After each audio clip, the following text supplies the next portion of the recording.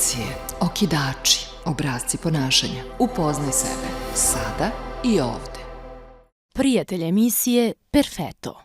Dobar dan. Veliko mi je zadovoljstvo što je sada i ovde u našem podcastu na Hype televiziji Barbara O'Neill, vodeći svetski naturopata, nutricionista i stručnjak za prirodnu medicinu, a kako ona najviše voli da kaže, koja ima učenja i predavanja i dokaze o tome da je naše telo u stanju da isceli samo sebe.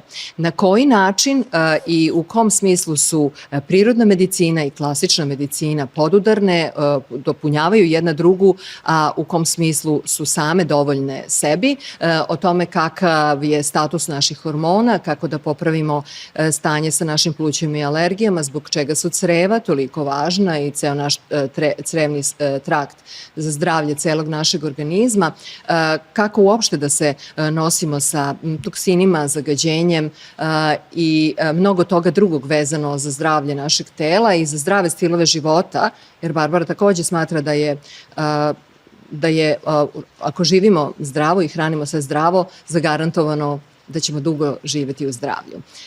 Barbara, hello and thank you for coming to the Hype TV and to Sada i Ovde podcast. It's good to be here. And thank you for coming to Serbia. Yes, I've never been before. Yeah. I just said to my Serbian audience, because this is going to be translated, that you are the leading naturopath, nutritionist, and what you prefer to say is that you tell people that our body is capable of healing itself. So, to start with, please tell me, why are we ill? Why are we sick? Well, the fact is we were designed to be well. Mm-hmm. And if we are not well, there is always a reason.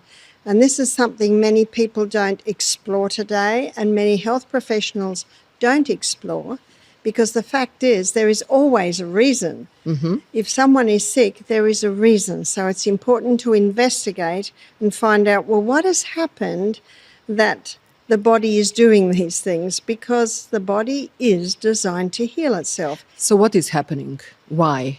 That's what right. are the reasons? What are the reasons? And the only way to find that out is to look at the history. And if someone says to me, my knee's sore, so my first question is, well, did anything ever happen to that knee? And sometimes it might be an old injury.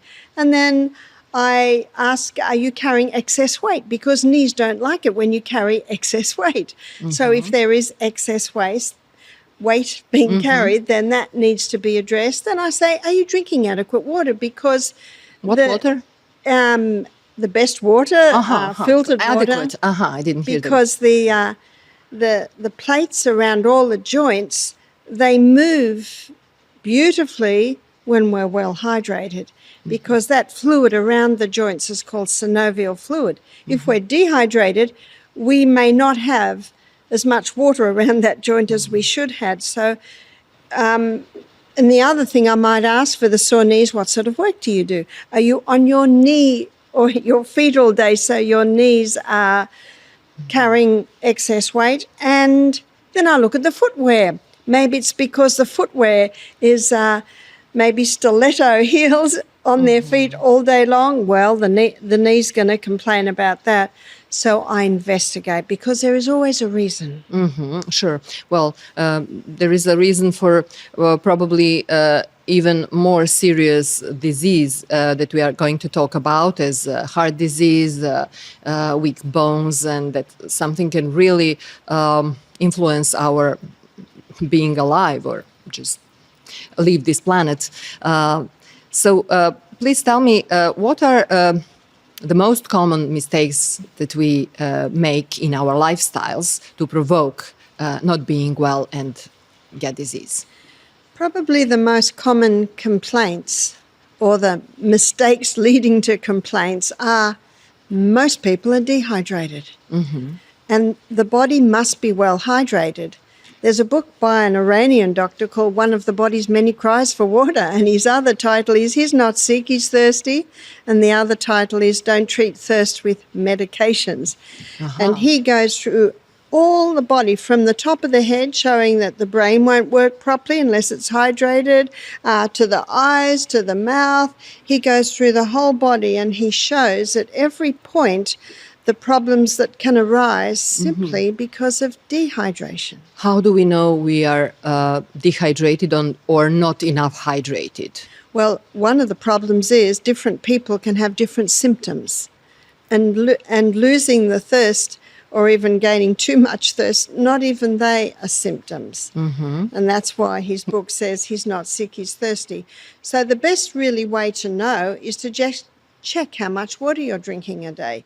We should be drinking at least 2 litres, so that would be 8 glasses of water a day. I say to people, start early, and if you drink 2 litres all at once, you're going to be dehydrated by the end of the day. So it has to stretch out over the day, because we lose approximately 2.5 litres of water a day. And sometimes we need to drink water during the night.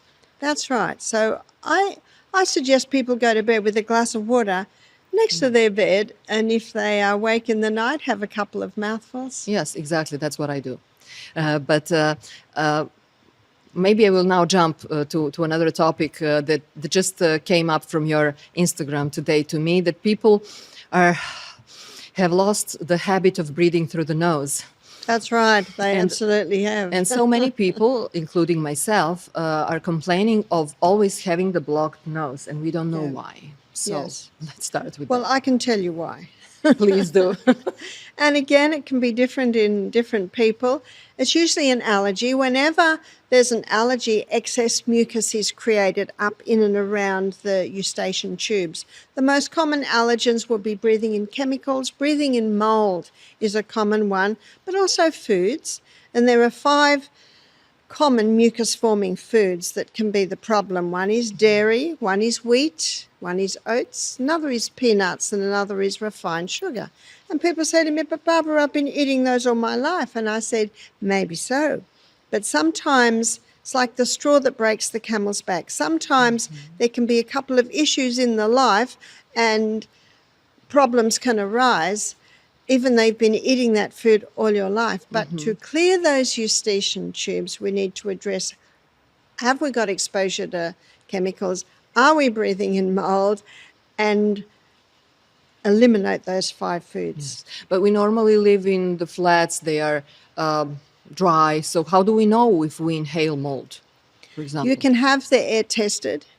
And I know I'm very sensitive to it. And so my personal assistant, Jacqueline, is too. And as soon as we walk in a room, we can smell it. But people living in that room cannot smell it because they are so used to it. But you can get the air tested. The air, you mean, in our environment. That's right. At home. Yeah, that's very important. Yes, it is. Actually, when we hear you talk, everything seems so easy. But why do you think it takes it so hard for people to get those easy habits and stay well? I think it's because through the media, and I know myself as a child, I was brought up to think if I get sick, it's because there's a germ. I need to go to the doctor. He'll give a drug. It'll kill the germ. I will be better. So we're brought up with that. And then when I trained as a nurse, I also that same theory. But, do you know, I looked around and I thought it's not really working. And I think that's why my lectures, my presentations have really exploded. It surprises me, but I think it's because people are wanting something that works. They're wanting something simple. And so that's what I like to do. I like to not only give solutions, but I like to teach how you can do it. And you can even buy mouth tape today and sleep with your mouth taped up to encourage nose breathing. It's the best way to clear the nose. And you won't die. Yeah. What happens if my nose get blocked and I type my lips? So I'll just wake up. Well, it's actually the easiest way to clear the nose is to tape the mouth. But I say to people, eliminate those 5 common allergens. It wouldn't hurt for everyone to give it a go. It can take at least 2 months to see a full result. And you put the mouth tape on underneath your nose to your chin, so maybe an hour a day, and then after a week, then you sleep with it because there's a pathway in your brain that's starting to accept the taping up of the mouth, so you don't wake up in the middle of the night terrified because you don't seem to be able to breathe. But the easiest way to clear your nose is to tape the mouth up. Yeah. There are so many topics. Hormones, it's a big topic that you are lecturing also during your visit in Serbia. So let's start with that big problem of the nowadays people. Are there a lot of hormonal disbalances today, and why? There's a huge amount, and absolutely there is always a reason. We have to go back to 1957 when the first contraceptive pill was introduced. And the pill was introduced so that women could have sexual freedom, being able to have sex without having a baby. But what no one really questioned, people are starting to question it today, but back then, 1960s, it's called the sexual revolution. What no one ever thought about was, what was that pill doing? And what it does is it causes a hormone disruption by putting synthetic hormones into the woman. So that's a long time ago now, but what we're seeing today is the daughters and the sons of the women who were on the pill. Mm-hmm. And we've also got a lot of women on the pill. So that has caused it. And what it does is it disrupts the hormones, and then the woman will give birth to a baby who's got a bit of a disruption in their gene pool. So what disruption may a child have if the mother uses the pill? One of the first symptoms that there is a disruption is a young child going into menstruation, young woman starting to menstruate at the age of 9 and 10. You see, that is not normal. Normal is about 16 to 18. Oh, well, today almost everyone is by 12 menstruating. Yes, that's right. So that's an indication. And then you've got some girls that are menstruating early, and another symptom can be heavy periods, painful periods, growths in the reproductive organs like fibroids, endometriosis, polycystic ovarian syndrome, even leading to serious things like uterine, ovarian cancer, breast cancer. So there's some of the symptoms, and different women can have different symptoms. Yes, but is it only about the pill? Because, for example, I never took the birth control pill. My mother didn't take it, but still, and a lot of women didn't. That's right. But there are still disorders in their bodies and in their children's bodies, especially girls. What else could be the reason? So there certainly is something else, and that is the chemicals we're exposed today. Like what? Especially the chemicals in plastics. In the molecular structure of estrogen, and estrogen is probably the main problem because when estrogen levels get high, that causes the growths. So we've got, in plastics, we've got nonylphenol, or some are translated as phenol. We've got nonylphenol, and what that does is that softens the plastic. And we've also got bisphenol A or bisphenol A, and that's found in just about every plastic. So I'm very happy to see a glass bottle here that the water is in.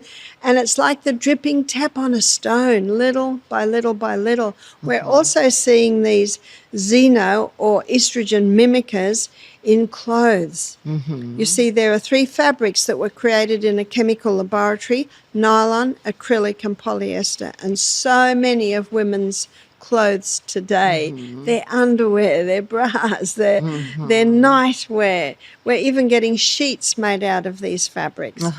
And the skin is an organ that when these fabrics touch, especially on a hot day like today out there, and we perspire, the pores open, and little by little we're absorbing these estrogen mimickers.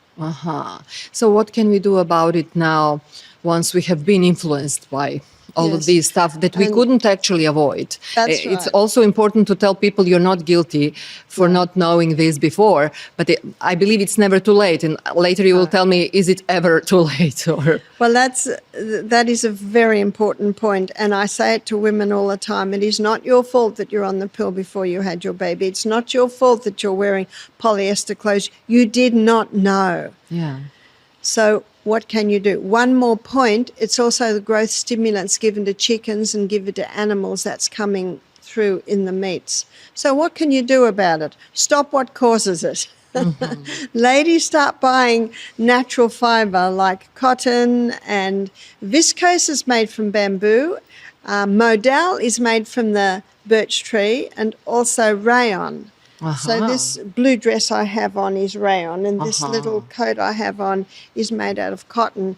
So I go to So rayon is good because it is also elastic. So you don't have to use lycra, yeah. No, it's made out of wood pulp. And what often happens, a little bit of elastine is put in. I don't worry if it's mostly cotton and a little elastine, or I have some modal stockings that are a little elastine. That's perfectly fine, as long as it's predominantly made out of natural fibre. And that's where I see my main role is that of an educator, educating people as to where the dangers lie. And one of our guests said to me, Barbara, I'm going to have to throw all my clothes out. And I said, well, little by little, start building up your wardrobe, just being aware. And please, mothers, be aware of what you're dressing your children in, because it's starting early. But also the technology, that's another one. The worst place for your laptop is on your lap. I say protect the family jewels, men and women. So is it enough if we put that stuff that is designed to be under the laptop and then put it on? Well, ideally on a table or a bench or something like that. So be careful of the children. And ladies, please don't put your mobile phone in your bra. They're finding women developing breast cancer in the breast where the phone was regularly in the bra. So I never saw anyone wearing the phone in the bra, but we always keep it in our hand. So what a lot of sports ladies do. Sports ladies. They're working out, and you can even buy a sports bra today with a pocket in it. So, thank you for telling us this. So yes, number one is to turn the tap off. If you don't turn the tap off, you're still going to be mopping up in the other corner. What is tap? The tap meaning if the tap drips, we're still going to get a flood. But you've got to turn that tap off. You mean symbolically? Yeah, symbolically. Cool. I'm sorry, because we were just talking about technology. I realise it's my Australian accent too. No, it's fine. I understand you perfectly well. Thank you. So that's the first step, and the next step is herbs.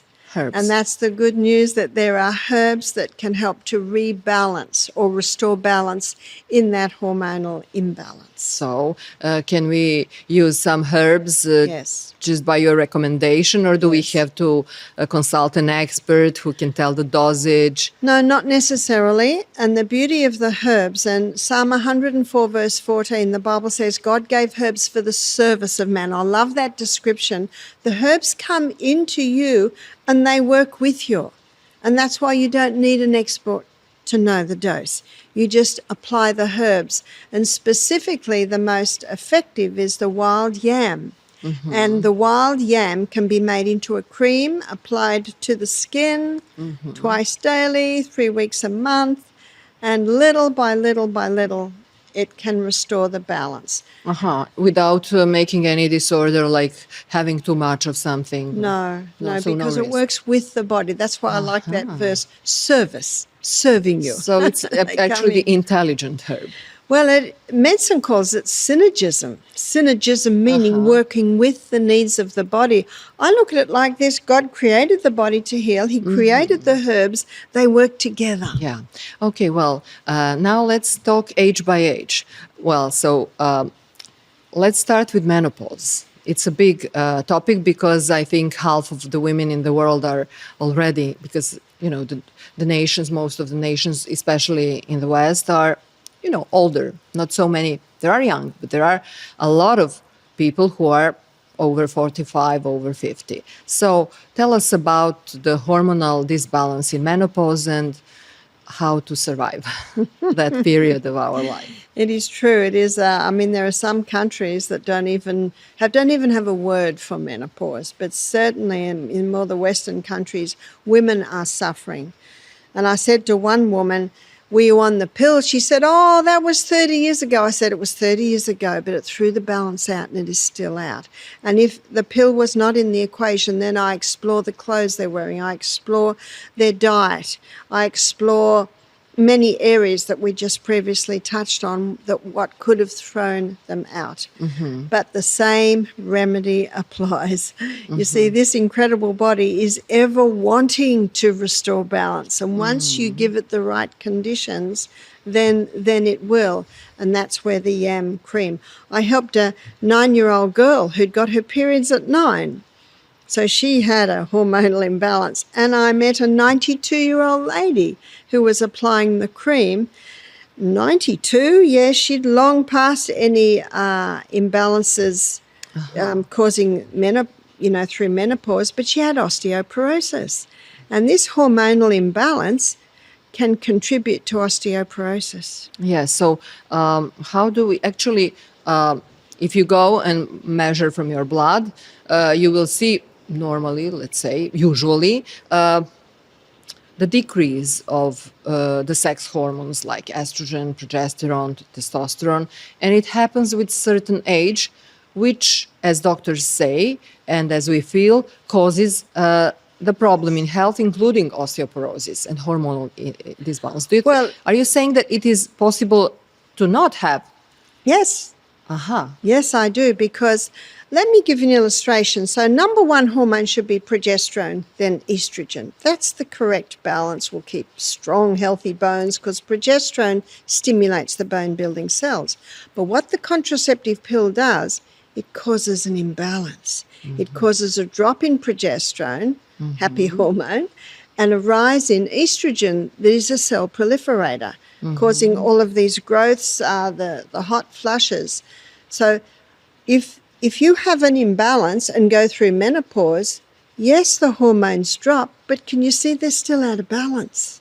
And so even if a woman has been through menopause and has the symptoms that we've discussed, she still needs to get that balance back. And that's where the wild yam cream can help. So, but what can we tell the women who haven't used the pill, the birth control pill, and suffer this kind of imbalance, and are suggested using some hormones, like they are now transdermal, they don't take it orally, just as sprays or as creams, or as there is a spiral with the progesterone that is being given to stop extra bleeding. So what do you think about that? One of the problems is they're synthetic hormones, whereas the herbs, they stimulate the hormone pathways in the body. But when a woman is given the progesterone, whether it be cream, whether it be through the mouth, the absorption through there, whether it be a patch, she testifies to me that she got initial results, and that's because progesterone was put in the body. But then I have so many women that have told me after 6 months, maybe a year, it's not doing it anymore. And the reason is that if you keep putting progesterone into the body stops making it. But the beauty of using herbs is it stimulates your body to make its own. And so I advise those ladies to go over to the herbal creams. And then they tell me, that's better. Yeah, so you say that our body can produce estrogen and progesterone even in the age of 55, 60, That's 65, 90. So it's our ovaries that do that. And when we go through menopause, even though we are not menstruating anymore, our ovaries are still making the hormones. But if a woman, unfortunately, has had her ovaries and her uterus removed, her adrenal glands can kick in. And so still, we've got incredible body that adapts and adjusts whatever has happened. And that's why as soon as you start giving it the right conditions, it will respond. Yes. Yeah, so because in the past, doctors used to recommend, okay, let's take away your uterus. You don't need it anymore. Although you didn't have cancer or anything, you just had maybe extra bleeding, which could be stopped differently. Or you had some myoma changes or anything that is not so dangerous. And then they were taking away let's say, healthy organs. So you wouldn't recommend... No, I do not. And I was listening to a presentation by an obstetrician, and he claimed that up to 90% of hysterectomies are unnecessary. Mm-hmm. And whenever I meet a lady that's had a hysterectomy, I ask her, why? And they say, well, I was bleeding heavily. Mm-hmm. But if she had known to go on the yam cream and balance the hormones, that would ease the bleeding. Uh-huh. So what I like to look at, well, why is she experiencing heavy bleeding? Mm-hmm. Why could we experience heavy bleeding? Often the reason for heavy bleeding could be fibroids, it could be polycystic ovarian syndrome, it could be endometriosis, but all of those situations are remedied by balancing the hormones. Mm-hmm. Okay, so why could we develop these, let's say, disorders? And the reason these are developed were either exposure to the pill or exposure to environmental poisons or eating a lot of chickens that have had estrogen as growth stimulants. So there's all these other areas that are contributing to the imbalance. Uh-huh. Okay, so let's now say which food you would strongly not recommend, because normally people eat what they can buy, what they're used to, what their grandmas did. So is there anything that you would, let's say, prohibit? Well, it depends on the person. I personally am a vegetarian, and I choose to be a vegetarian because the meat today is not good meat. I know in Australia and also in America, a lot of cows aren't even eating grass. Some are eating roadkill. They're given antibiotics. They're given drugs. Sometimes if they do eat grass, it's been sprayed with DDT. And then it's the way they're killed. And then our gastrointestinal tract is about 10 metres long. Dogs, it's 1 metre long. It's in and out quick. So there's lots of reasons why I don't eat meat. If someone says, but I live on an organic farm and we have organic cows and it's good, and I said, well, if you're going to eat meat, that is the best, but make sure you eat a lot of vegetables that'll move it through fast. So that is, so again, I hesitate to say never, because some people are on organic farms and can get good meat, but personally I choose to just eat plants. Mm-hmm. So, but if people cannot live that way or choose not to or find it too difficult, because as we know, people just don't like changing habits unless they are ill. Even if they are ill, I think one of the biggest problem is dietary change for everyone. That's right. And that's why I like to come in with solutions of how you can do it. Now, I grew up a fifth-generation Australian Scottish descent, so I grew up with sausages or chops, mashed potato, frozen peas or beans every single night. That's how I grew up. But when I became 18, 19, I had a friend who was a vegetarian. I'd never heard of such a thing, so I've decided to try vegetarian, and I felt so good. I felt very good. And that's when I started to explore the area of legumes or beans, lentils, chickpeas, lima beans, black-eye beans. And I found that the Indians certainly know how to cook those. So it's just a matter of looking at alternatives. And if someone likes meat, wants to eat meat, I say it's your choice, but please try and get organic.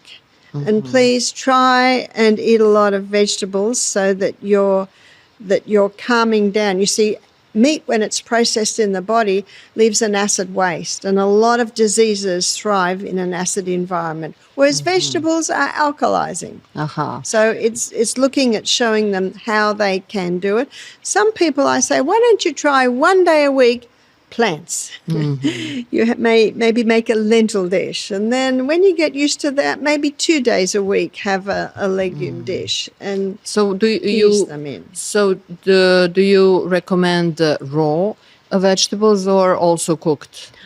I aim myself for 50% raw, 50% cooked, because raw will deliver what cooked won't, and cooked will deliver what raw won't. And when you've got a very cold day, you need a little bit of hot food also in your stomach. Yes, of course. And some food you have to cook, like lentil That's or true. beans. And potatoes. Potatoes are no good unless they're cooked. Yeah, of course. Okay, so let's discuss the gut. You talk a lot about how healthy gut are important for our immune system, for the health of the complete body.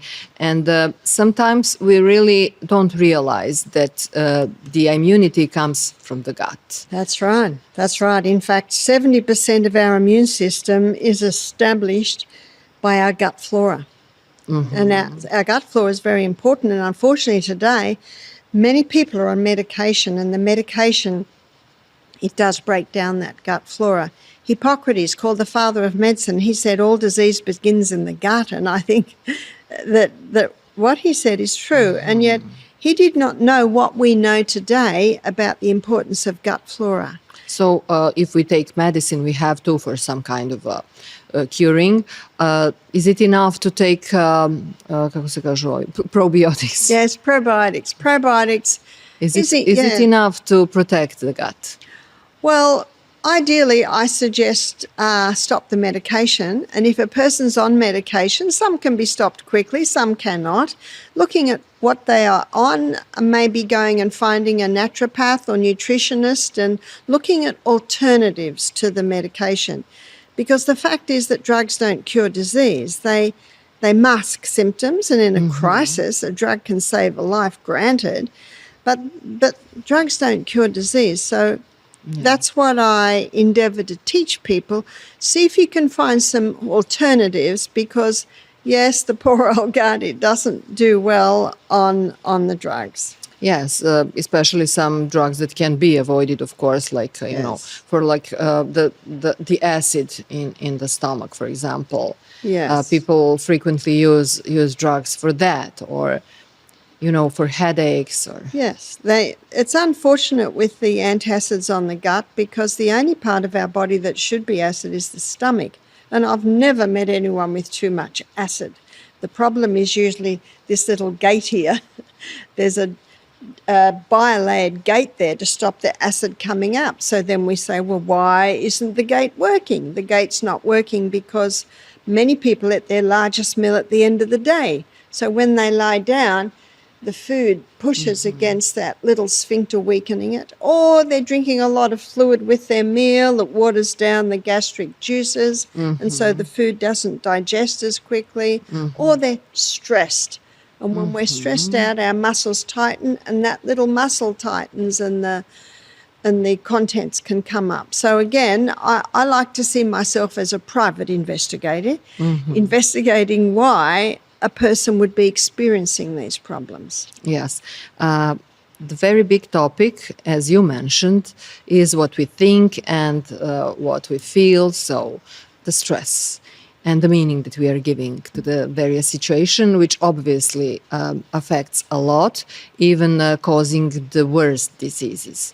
So how does actually our mental health influence our complete health, and what can we do about it? It certainly does affect the body. Everything that we think affects our whole body. The same blood that's going through the brain is going through the body. And also the nervous system. The nervous system is an incredible network. And our thoughts affect every part of our body. So I say to people, if you say you can, you will. And if you say you can't, you're right, you won't. So it's a matter of the will and saying, I believe that I can conquer this. That's one of the first steps to conquering whatever's happening. And if the person says, I cannot, well, we can't do much with that.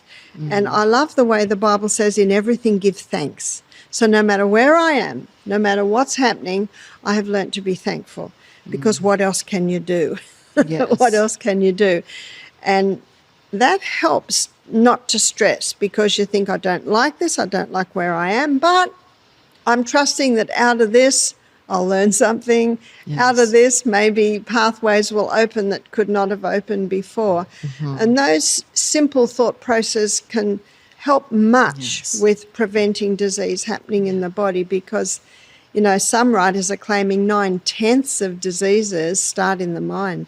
Yeah, so converting practically the negative thoughts into gratefulness. That's right. Yes, right. that's very important, and a lot of scientists and neuroscientists also teach that.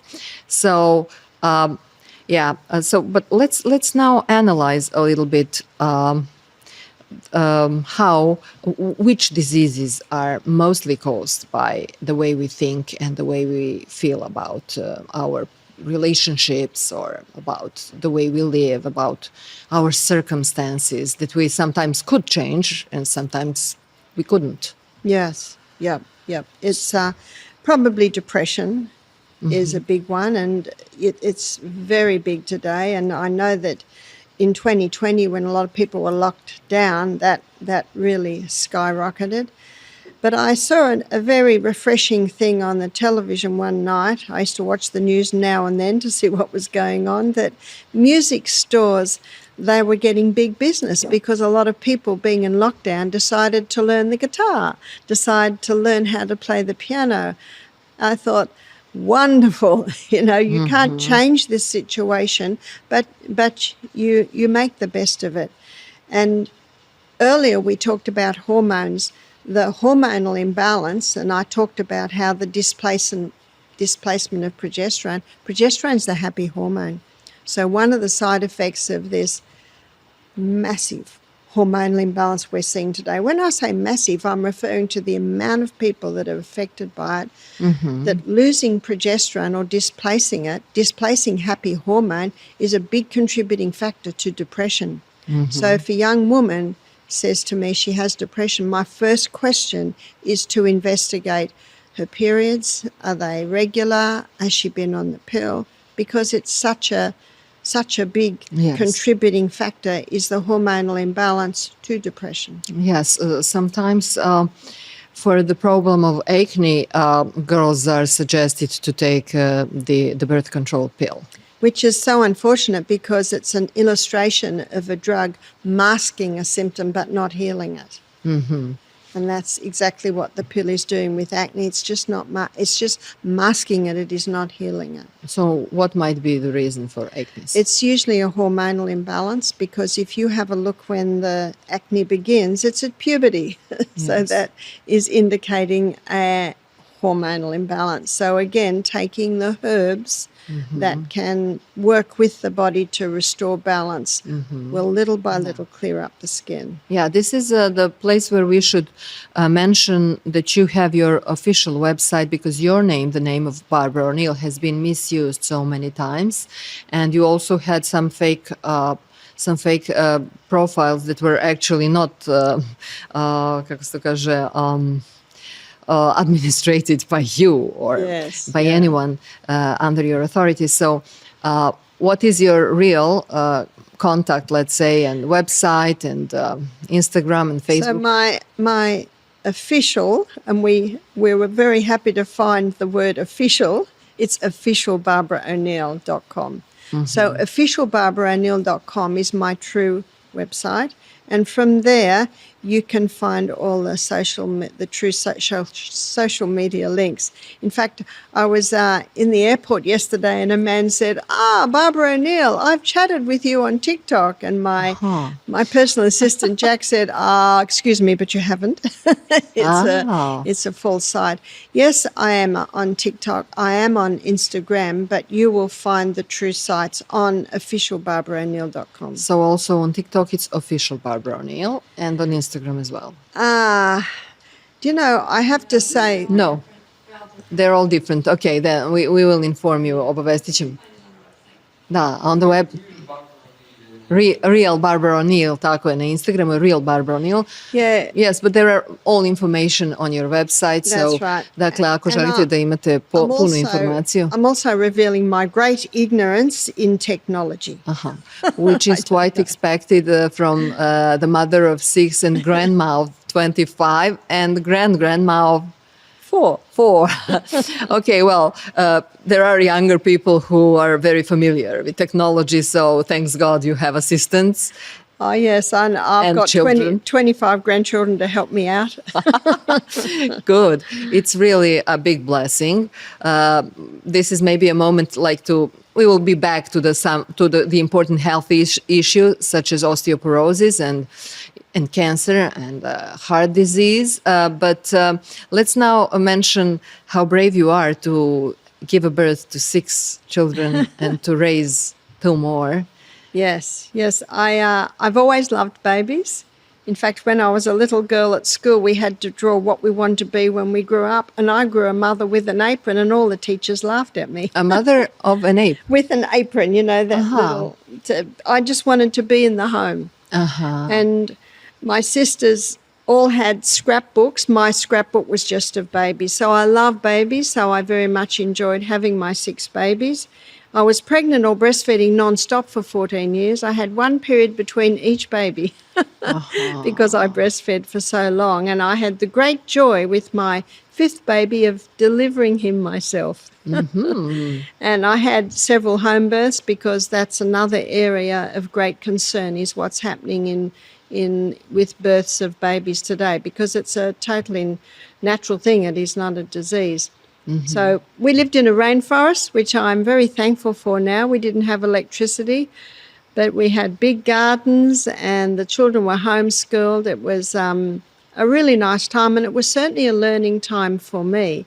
But I wanted to bring my children up as natural as possible. So what did they think when they grew up? Were they grateful for having that kind of childhood, or did they regret and tell you, Mommy, why didn't you take us to school? Well, I'm very, very thankful that every one of them is grateful of their upbringing, because when they went out into the workforce, I know my daughter Julia, she was in hospitality and they'd chop veggies half the day ready for the restaurant at night.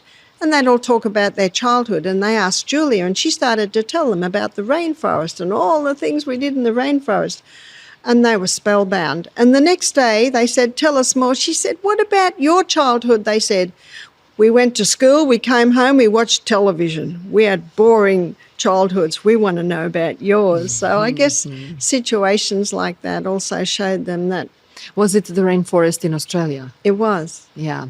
It was. Well, okay, that's great, because in your biography, in one of your books, I read that you were also having your hippie period, and probably that was about that It was time. around that time, that's right.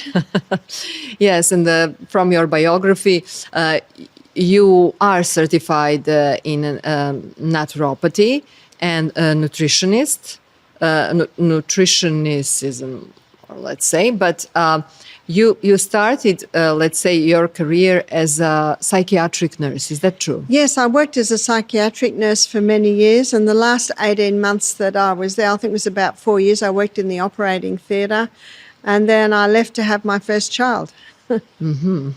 So it was a long time ago. That's right. My first child was born in 1976. 1976, yes. So back then, what were the psychiatrical problems that people have? Let's say psychological problems that people have, comparing to today's contemporary life and our dilemmas. Well, what I noticed as a psych nurse, and I worked in many different types of wards. I worked in the retarded ward. I worked in the night admission ward. So I worked in many. I worked in children's and adults, but I used to observe they had group therapies, people had come in, they'd medicate them, but the same people kept coming back. And yes, there were people with schizophrenia, and often it's because they'd played with recreational drugs. There were people who were definitely depressed, and then I liked the exploration work of finding out why this was happening to them, but it was really just drug therapy. And I noticed that when they were on medication, they almost turn into zombies, they just sit all day, they just sit. And I thought, there must be a better way than treating mental illness with medicine. So do you dare saying something like that? So I did discover a better way. So what did you discover? And I didn't discover this probably till about the mid-late 90s. I went to a lecture by Dr. Neil Nedley, and he's a He's an American GP who noticed a lot of his patients were depressed. So he started to do lifestyle changes on them because he's a functional doctor. He got them to drink more water. He got them to go to bed earlier, implement exercise programs, go on a more plant-based diet. He said if these lifestyle changes could even equal the effect of medication in managing depression, he would be happy. He said it far exceeded. Yes. But obviously, the lifestyle, which seems to be normal and in accordance with our biological rhythm and with the nature, it is curing everything. It is guaranteeing health. But why do we not live properly? I think the reason that we don't is we're in some probably not very good lifestyle habits. And when we're not drinking enough water, when we're going to bed too late, when the food isn't nourishing, the part of our brain where we make our decisions can be compromised. That's what's called the prefrontal cortex here. This is where our reason, intellect, judgment, and our will takes place. So I believe that's what does it. And we're in the habits. We're in the habit of doing certain things in certain ways. And what I like to teach is how you can rewire your brain, how you can change those habits. But the first place I start is let's start drinking more water. Let's have a look at how you can start drinking more water. Let's look at how you can start easing off the stimulants. Let's look at how we can change your lifestyle a bit to go to bed a little bit earlier. And when they start to do these things, they start to feel better. Yes. So now they're inspired, I can do this. I can actually start to implement these lifestyle changes. Actually, the endocrinologist suggested I go to bed at 10 o'clock in the evening, which is probably suggestion to everyone in order to feel healthy and to normally produce all the hormones that our body needs. Well, that is true. A lot of people don't realize there's all these processes that happened in the night that are responsible for rest, for regeneration, for restoration in the body. And when we're not getting that, little by little, that is contributing to the not only breaking down of the body, but the compromise of the mind. So what happens if somebody goes to bed late and then sleeps during the day? Can he? Well, unfortunately, he can't. He can't. He can't make up for it. And the reason is we'll take your summertime, which is between 10 and 3 a.m., there are 4 hormones that are released from the pineal gland, and they're only released in those hours. So if a person doesn't go to bed till midnight, say 1 a.m., sometimes they're only getting a third of those hormones. One is serotonin, the mood hormone. Another is melatonin, and that's the hormone that's responsible for increasing healing and restoration in those hours.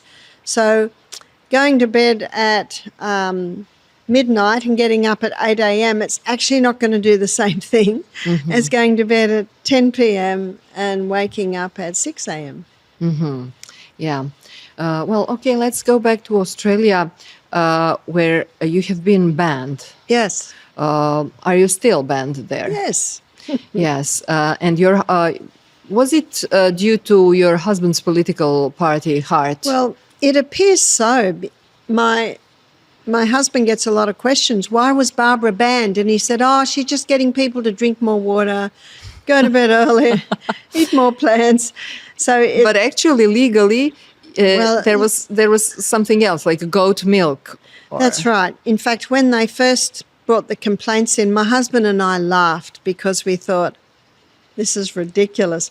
Goat milk. See, if a woman can't breastfeed her baby, I suggest she try goat milk. Now, goat milk has been used for centuries. So Michael said to the authorities, so what's wrong with goat milk? And they said, it could be lethal. And he said, well, where's the evidence that it has killed anyone? And they said, well, while there is no evidence, it could.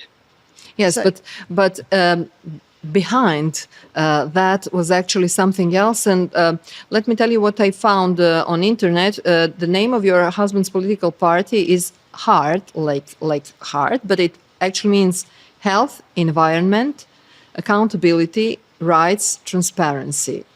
And it was the party that supports alternative medicine, COVID-19 skepticism, climate change skepticism and opposes mandatory vaccination and water fluoridation. Am I right? You're right. And he was also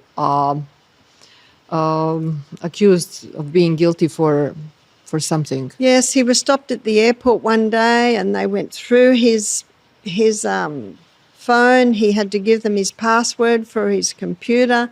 They were sure they were going to find embezzlement of money and fraud, but they found nothing. So they certainly have tried, but he set up that political party really to just campaign for free choice for the people. So I think the campaign against your husband and yourself coincided with the problems that Novak Djokovic actually had Yes. when he declared that everybody has the right to decide Yes. whether he's going to be vaccinated or not. It is absolutely true. And I have to tell you, we were embarrassed the way Australia treated this man because he is a mighty player, but I think he became even mightier when he took that stand. And we were so happy to see that when he did come back a few years later, he won. we were cheering that. Yes, but did you win? Actually, you were banned in Australia to talk about health issues. That's right. Are you still banned? I am. But it seems to have been the catalyst to spread what I teach all over the world. So we see that I have not suffered from it. Our health retreat is still running and very popular because we have a great team there that implements all the principles. But when I was in Germany in 2021, a lady came up to me and she said, "Barbara, I'm hesitant to tell you this, but we're so glad you were banned because the band has freed you to come to us."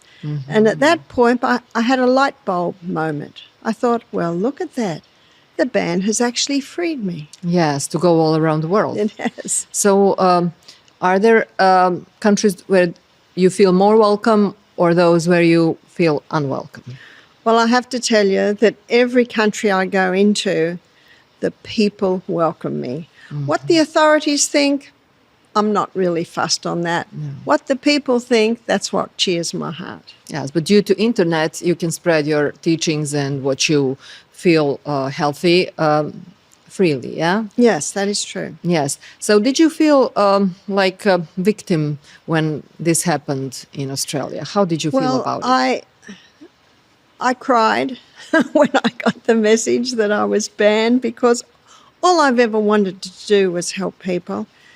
And I allowed myself about 10 minutes to cry and mourn my loss. And then I wiped my tears and I said to my Father in heaven, "I know that you have allowed this, so I'm just waiting to see what you've got in store for me now." And we have a saying, when God closes a door, he opens a window. But an Italian man said to me, no, Barbara, we say when God closes one door, he opens two. And I think when that door was closed, far more than 2 doors were opened for me. Hundreds of doors were opened. Yes. Actually, your husband, Michael O'Neill, he wrote a book, The Assassination of Barbara O'Neill, where he described that smear campaign against you led by the media and by those in the medicine who defend science in the medicine. That's true. As officially said. That's true. So tell us about this book and about this assassination. Michael wanted me to go to court because it was so unjust what happened, because they have found nothing that's worthy of prison. And I say, how can there be a crime when there is no victim and no one that has ever been to our retreat has ever been hurt or harmed or has a complaint? So he wanted to go to court. But then we found out it was going to cost us a lot of money. And so out of frustration, he wrote the book. He said, I want the world to know there's been an injustice done. And so he wrote the book, The Assassination of Barbara O'Neill. It can be read in an hour. And recently, in fact, it was a couple of months ago, a senator who just read the book moved in Parliament, that Parliament investigate the Healthcare Complaints Commission and their ban on me. So I don't know if something will come out of this. Maybe the ban will be turned around, but it won't really affect my life because the demand for me to speak overseas is we cannot fill every request. Yeah, so they cannot prevent you from speaking out of Australia No. or spreading it on internet. No. Of course, or giving lectures in various countries. no. So it was actually unjust. And what do you think, the part of which campaign do we have to say that? or we already understood? Well, I think that it was unjust because no one has ever been hurt. It's all maybes. And it was actually not about the goat milk. No, it really wasn't about the goat's milk. I mean, in Australia, we all grew up on the story of Heidi. Heidi up in the Swiss Alps, and Clara got better from drinking goat's milk.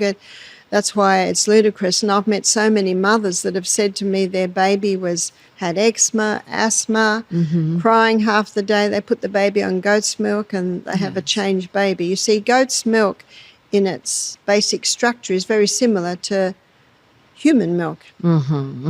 Yes, and as you mentioned, asthma, it's a big problem. And let's talk a little bit more about our lungs and the dairy products and the milk itself, the cow milk. Well, the Australian figures on cow's milk allergy are about 60% of Australians have an allergy to cow's milk. I think if that was raw organic, the allergies would come down to maybe 30%. So the milk in the supermarket is very different to raw organic cow's milk. If you give a newborn calf the milk in the supermarket, that calf will die. So that just shows there's a big difference. But not only that, I don't have any dairy in my heritage, and I can't handle cow's milk.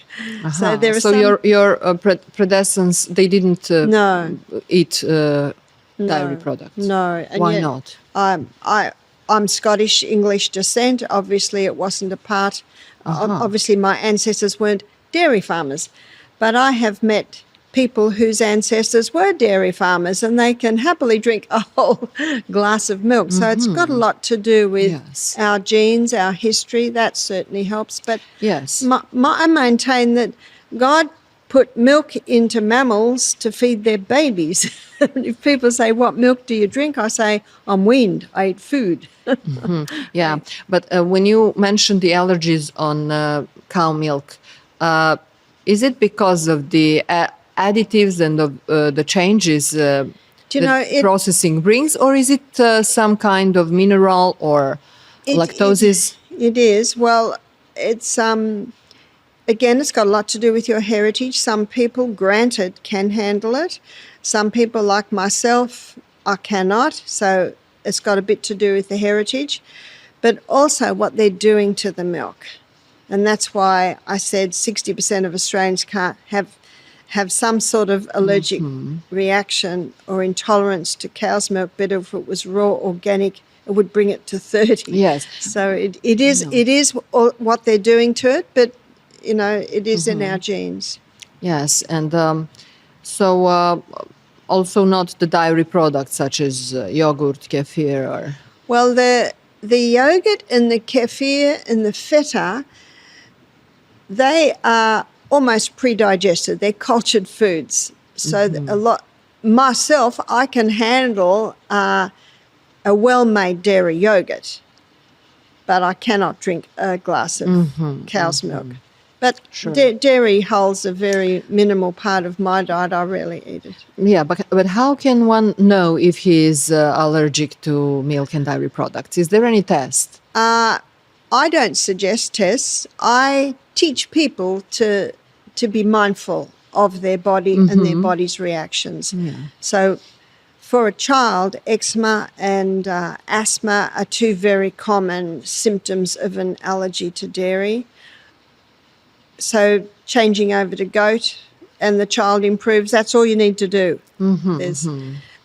But there are some scientists that say that having asthma has something to do with your relationship with mother. So do you know anything about it? And back to how our relationships and what we think affects our body. I'm so hesitant to blame the mother, being a mother myself, that I believe the majority of mothers do the very best they can, and I think most people realise that. I think that emotions can tip the scale, but that's the hardest area to deal with is emotions. So I like to get the body and the mind working well through lifestyle and then start to explore areas that might have an emotional aspect. Mm-hmm. So let's be specific and let's give advice to all those who haven't practiced any healthy lifestyles so far. What are the most important changes they could do right now? We've touched on a couple of them. Absolutely starting to drink more water. That's an easy place to start. And going to bed earlier. That's going to bed earlier. Yes, okay. and start aiming for a little bit earlier, and implementing an exercise program. Mm-hmm. The body must move, and stagnant bodies breed disease just like stagnant pools do. So we need to implement an exercise program and eat more plants, and ideally organic as much as possible. A lot of foods today, even a tomato, it can, if it's sprayed, if it's been genetically modified, it's not like eating a tomato that's been organically grown non-GMO. So going as much as possible over to organic and implementing more fruits and vegetables. Okay. Barbara O'Neill, jedan od najpoznatijih svetskih naturopata i nutricionista i zagovornica prirodne medicine i zagovornica učenja da je naše telo u stanju da se samo isceli i izleči, a ona će i u ovom podcastu sada i ovde pokušati da da odgovore na neka pitanja kako da podstaknemo svoj organizam da bude dobro, jer kako ona kaže, mi smo dizajnirani da budemo zdravi. So Barbara, once again, thanks for being here on the Hype TV in Now and Here. The name of my program is Now and Here. So let's talk more about some other foods and the things that we take to our bodies. My colleagues asked me about coffee. That is one of the favorite drinks around the world and especially here on the Balkans. So what's your opinion of the coffee? Well, there's coffee and there's coffee. I certainly do acknowledge that. I just know at our health retreat, in the first 24 hours, I see people suffer so keenly coming off coffee. Yes, that me too, whenever I went to diet. It causes a crisis response in the body.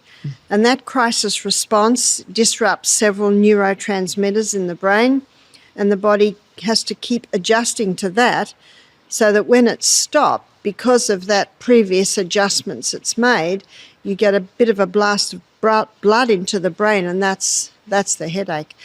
I see people suffer more from caffeine withdrawals than any other withdrawal at our retreat. Now, they recover quicker. Obviously, the heroin addict and the methamphetamine addict and the alcoholic and the smoker, they take a little bit longer to recover. The coffee drinker recovers quite quickly. But it is an illustration to show that it causes dramatic changes in the neurotransmitters in the brain. Now, a lot of people say to me, I love my coffee, just gets me going in the morning, gets my brain going. I said, yeah, they're the neurotransmitters that are disrupted because the body thinks it's in a crisis. But because there's no crisis, the body actually has to adapt and adjust back to that. So what happens with coffee? It's a major disruptor of the neurotransmitters in the brain. So eventually the adrenal glands are exhausted. Eventually the person can be much more prone to depression because especially the dopamine levels are disrupted with coffee. But my son-in-law, when he went to Italy, he had a cup of coffee that caused him no reaction because he doesn't usually drink coffee. And then he discovered that there is a way to make coffee Apparently it's the traditional Italian way, and it's the way the beans are packed. It's the speed that the steam shoots through the beans that you can actually make a cup of coffee that has very little bitterness, indicating very little caffeine. But it is quite an art. My daughter worked in an Italian restaurant. She ran one for a long time. I said, "Can you make it?" She said, "No, I've tried and tried." She said, "I've only got one waiter that can do it." So you think espresso coffee, the Italian way, is less harmful? Well, if it is done in the traditional way, it has very little caffeine. See, the problem's the caffeine. So the caffeine is the problem, yeah. I'm waiting for my caffeine dosage. I'm so sorry, but I have to take some caffeine. It keeps me awake, and you will describe if I'm wrong and why and how it makes that effect. So here in Serbia, we are preparing coffee differently. I don't know if you know. We just cook it in the pot. And it's quite dense. Well, it sounds like it would be high in caffeine. Yes, I think so. Why is caffeine not good for us, and why is it good? Well, I can't think of any reason why it is good, though a lot of people think it is good because it wakes them up. But my question is, well, why do you need to be woken up? So I get my energy from going to bed early, keeping well hydrated. Jack and I have done our walk up hills to get our high intensity. I dived into the very cold pool when I got back. That's where I get my energy levels from. And these ways that I get my energy levels are lasting. So I've just turned 72 and I feel great. I don't need that coffee hit, and I believe it's because of the way I live. And a lot of people say, "Oh, Barbara, I don't want to go to bed that early. I don't want to drink that much water. I don't want to get up and exercise every day." I say to them, you choose your hard. Yes, it is hard keeping fit, but it's also hard to be obese. Yes, So, of course. but the problem with the caffeine, it is really a quick fix. But eventually, the neurotransmitters in the brain, because of the constant disruption, they're depleted. They're not as sparky as they should be. And this is why a lot of people, after being on coffee for several years, let's say several decades is probably better, their energy levels aren't very good. They're not sleeping very well. And they say, "I don't know what's the matter with me. I'm almost tired." And I say, "Well, it could be the coffee." They say, No. The coffee's good. It gives me the lift. But what happens is that lift it gives you, you think, where's it coming from? It's coming from your adrenal glands. So eventually there's adrenal exhaustion. And because caffeine has an acid effect on the body leaches calcium out of the bones to negate the acid residue. And so it's little by little weakening the bones, weakening the teeth, weakening the adrenal glands, disrupting the neurotransmitters. So, sorry, I can't think of any good bits. Okay, well, how about the decaf? Unfortunately, many decafs are extracted with chemicals, but I do hear, and I am told there's a Swiss water extraction coffee that apparently is a lot more kosher. Because people are used to it. They use it as That's rituals. true. They That's like true. the taste. That's and true. they join the taste with a certain feeling. That's true. And they I think do. it's even more difficult to take away that kind of feeling and ritual. Yes, I agree with that. So I've said, and in his book, Kachansky's book, The Caffeine Blues, because that's what he shows, caffeine eventually causes the blues. It gives you a lift and then a dump. He's got a chapter called Coming Off the Bean. And he shows Off the bean. if you have 3 cups of coffee a day, make 3 cups of coffee, but only half a teaspoon of coffee and half a teaspoon of something like roasted chicory or roasted dandelion. It's got a similar taste. And he says you can come off those 3 cups of coffee a day by a little less coffee and a little bit more of the roasted roots of vegetables, and within a week you can be off without any pain and suffering. And so then use the dandelion coffee. I know in Australia there's a shop that sells LSD. It's latte soy dandelion. So it's like a latte, but it's made with organic soy milk, and it's made with the roasted dandelion root. How do you actually live when you are abroad? You're abroad for 9 months. You travel around the world. And how do you feed yourself? Where do you find food? How do you continue your healthy lifestyle? I was able to pluck two figs off a tree this morning. When we were in, where were we? We were in Wokefield Estate. That was near Reading in London last week. And on my morning walk, we found blackberries, we found pear trees, we found plum trees. I love to eat fruit in its natural state. So you just pick the fruit from the tree? And eat.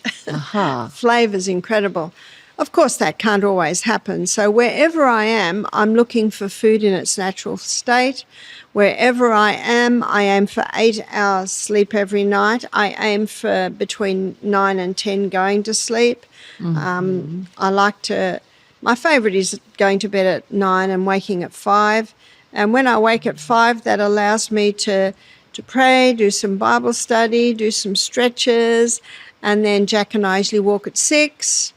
And ideally, I try and find a lake or a sea or a pool and have a cold dunk. That always wakes me up, makes me feel very good. And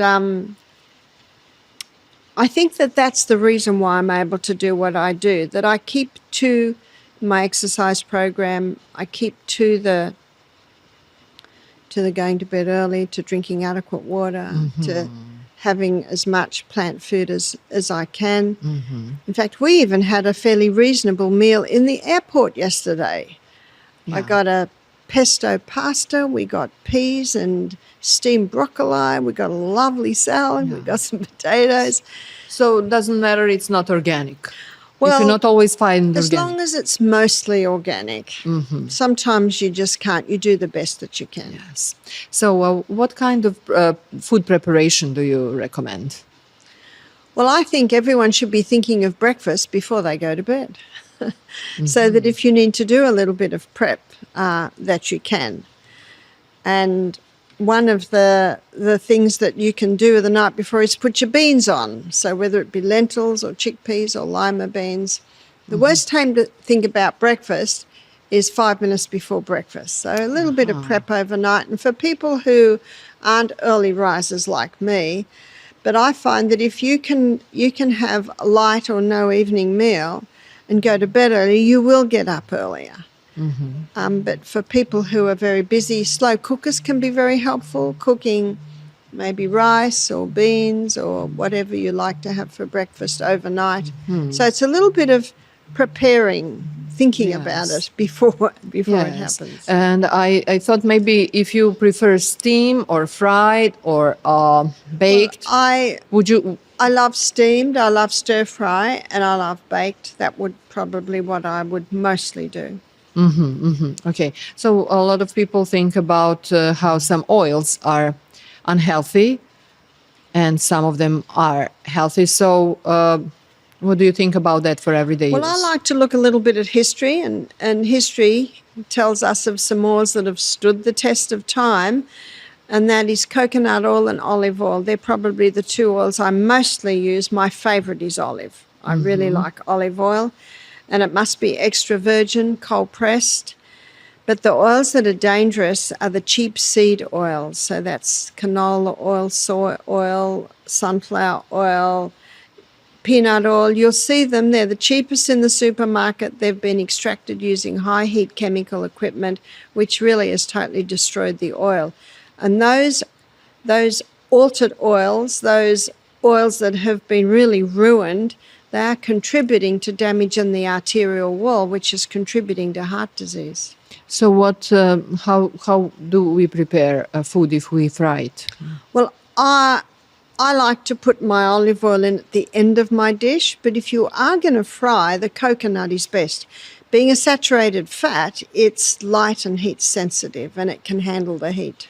So you mean coconut is usually like the fat, it's not like the oil? Yeah, as soon as you put it in the pan, it'll melt. Of course, sure, but what I know of coconut is usually some kind of a butter. It looks like a butter, Yeah, like a yeah. fat, not like oil. Okay. Let's not forget to talk about arteries and heart. And as the conversation goes, you mention the important things. So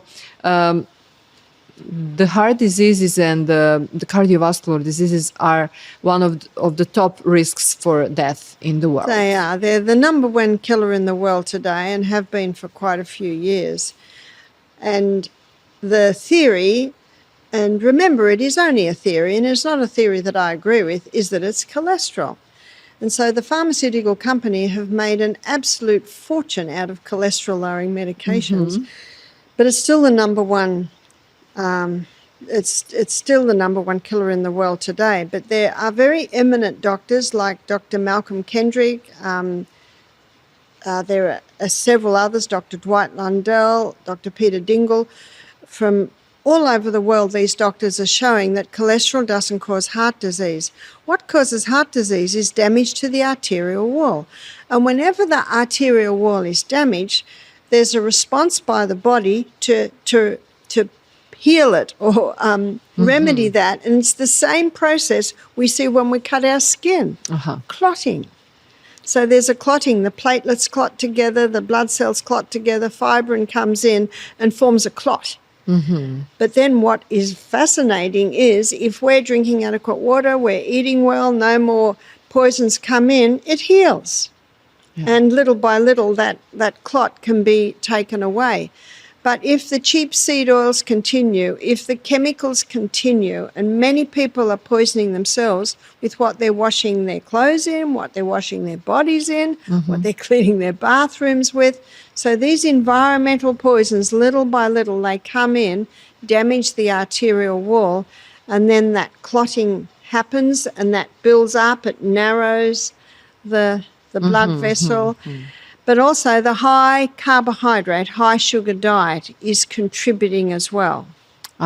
So what is healthy for our arteria and what should we eat? Okay, reduce what you mentioned, but... What we should eat is a high fiber diet, lots of fruits and vegetables. But also generous proteins, and my proteins come from legumes, olives, nuts and seeds, and good fats. And the good fats are your nuts, seeds, olives, coconuts, olive oil, coconut oil. That's the balanced diet. But unfortunately today, because I think we're such a fast society, people just grab the fast food. And the fast food is cereal, bread, pasta, muffins, croissants. It's too many carbohydrates. So what are carbohydrates bad for? Carbohydrates aren't bad. It's just when they're overdone. So a lot of people that come to our retreat, it's cereal and toast for breakfast, sandwiches for lunch, pasta for tea,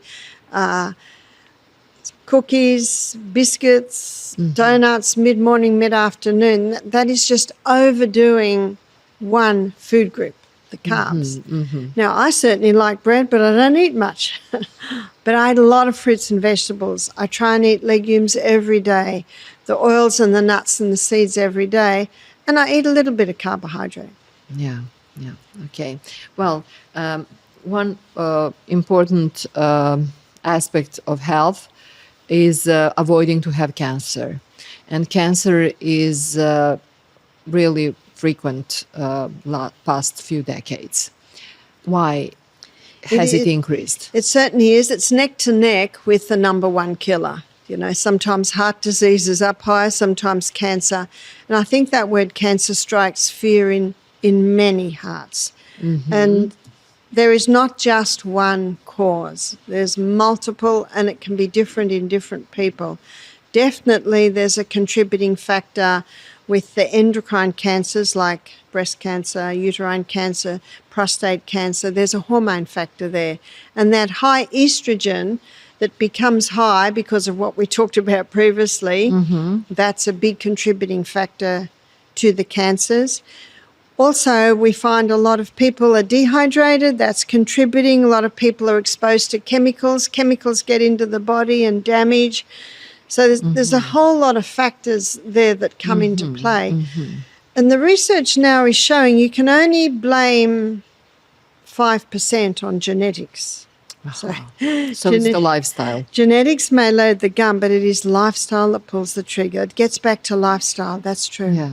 And the big issue is insulin. We mentioned estrogen, we mentioned progesterone, but the insulin disorder is very frequent. The so-called insulin resistance and combined with PCO. So why is that, and how to overcome? It's getting back again to the high carbohydrate diet that many are eating. I don't think anyone chose to eat this way. Excuse me. It just developed because it's just so handy. Yeah. See, down on the farm, the carbohydrates are not the fast foods because it takes time to make bread, takes time to make pies, takes time to make pasta, takes time to make the cereal. But so many people live in the city now, and it's just easy. You know, they're late for work, they go past the cake shop, they can grab a croissant and a coffee, they can grab a muffin and a coffee. Yes. Too much sweet. And then lunchtime, they just grab a sandwich or a pasty or a muffin or, you know. And when you analyze the food, it's just high carbohydrate, high sugar. And insulin resistance sets up because the cell's actually resisting insulin because it's just too much.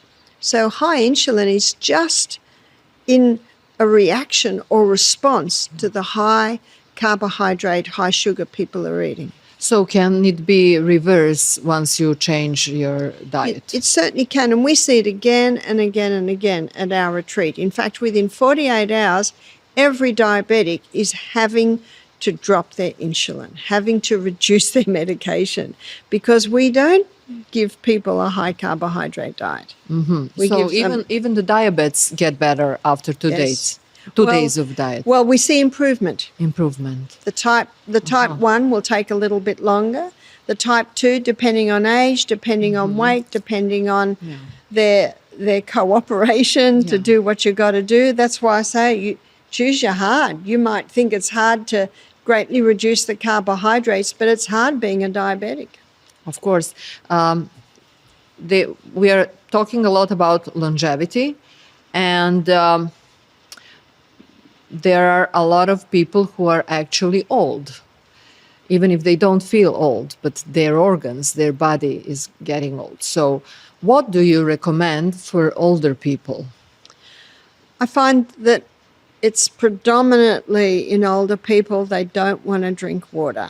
And they don't want to drink water because they don't want to have an accident. So they don't want to go to the toilet. Yeah. So I say to them, you have water little by little by little by little. You drink that cup all at once, you might have an accident. But also exercise is what keeps the muscles strong.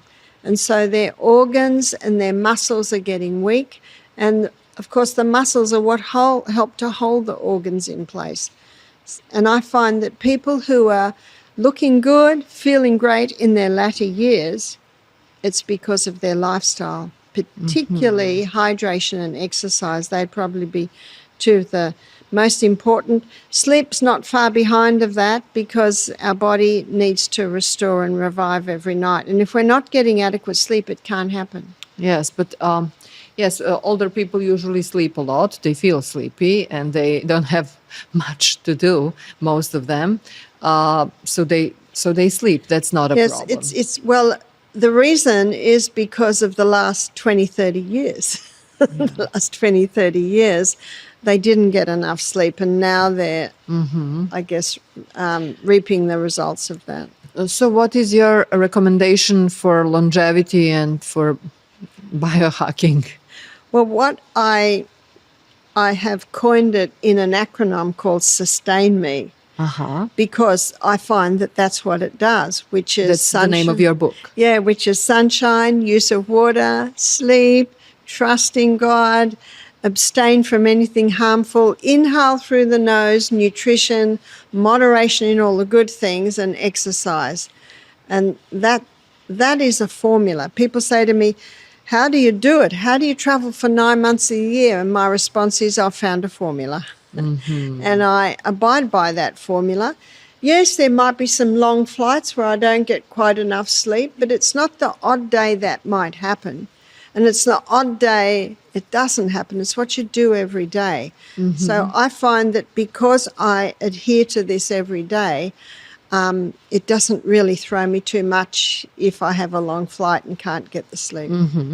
So did any of your kids inherit your abilities, your knowledge? Do they go your path and continue your work? I find that whenever I visit my children, the youngest I think is about 37, something like that. The oldest is 49. This is great. You cannot even remember how old your children are. It's all about there, around that age. I certainly know my youngest daughter because I was 30 when she was born, so she's 42. So the next one down would be 40. The next one down would be 38. So the youngest is 38. So when I visit them, they always say, Mum, come and look at my tomatoes. They're all growing their own little bits and pieces, even though a lot of them in the city. They're all very good water drinkers. They all eat well. So I guess the effect of their childhood has more of an effect than most of us think. Healthy habits. Yes. But do they do what you do?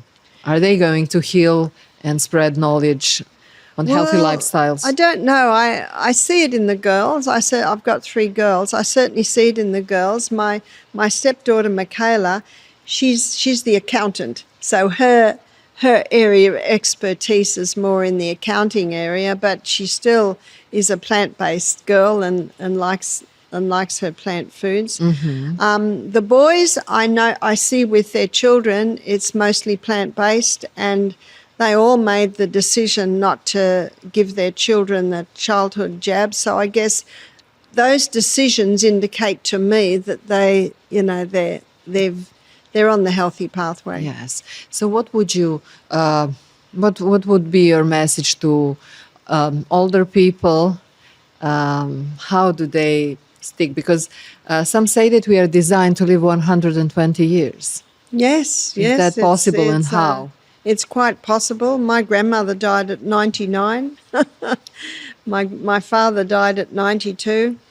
So, but today, is it sustainable with the lifestyle we have? Do you know, it's possible. Yeah, I think it certainly is possible if the person gives their body the right conditions.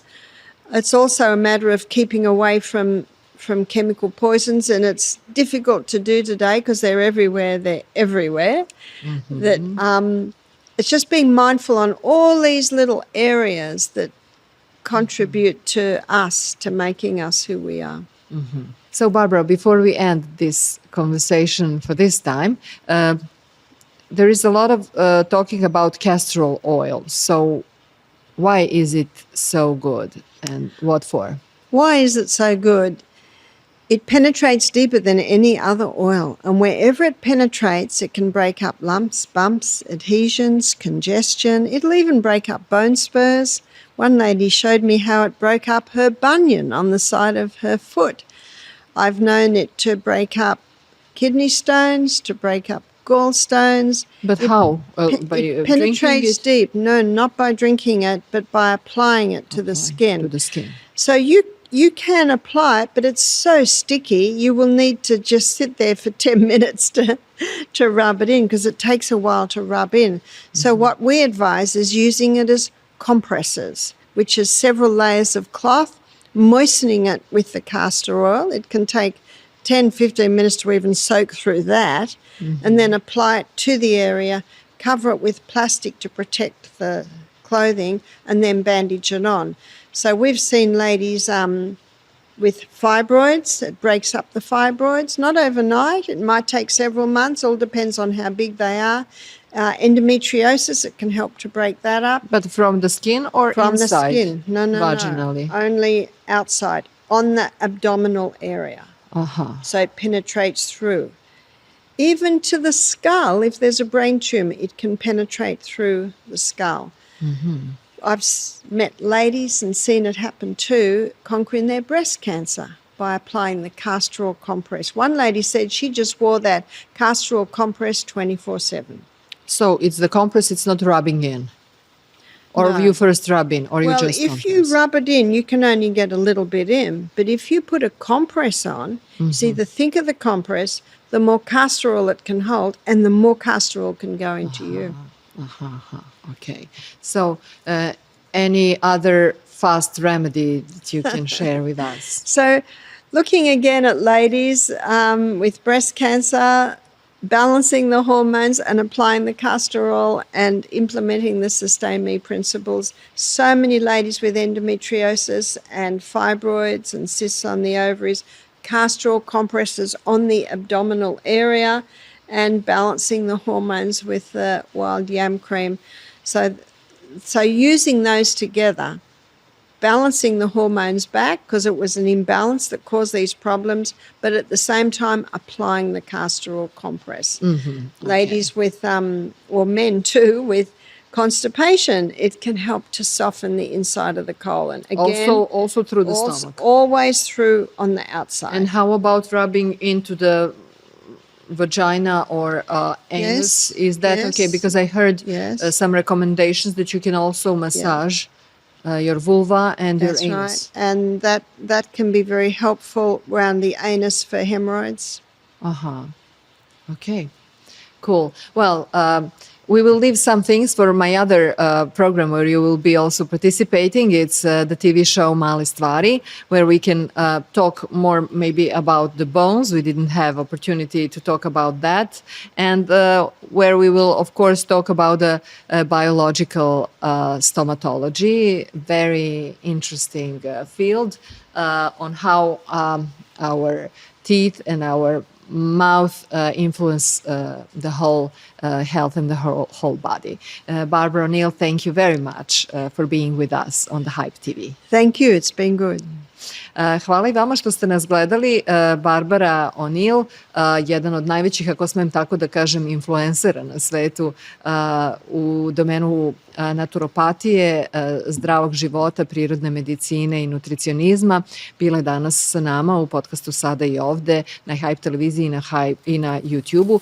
Pošto je ovaj intervju titlovan, odnosno preveden, preporučite ga i onima koji ne govore engleski jezik i verujem da će im biti koristan. Hvala što nas gledate, hvala divna vodi koju smo pili i koju pijemo na Hype televiziji i pratite nas i preko našeg portala i preko naših društvenih mreža.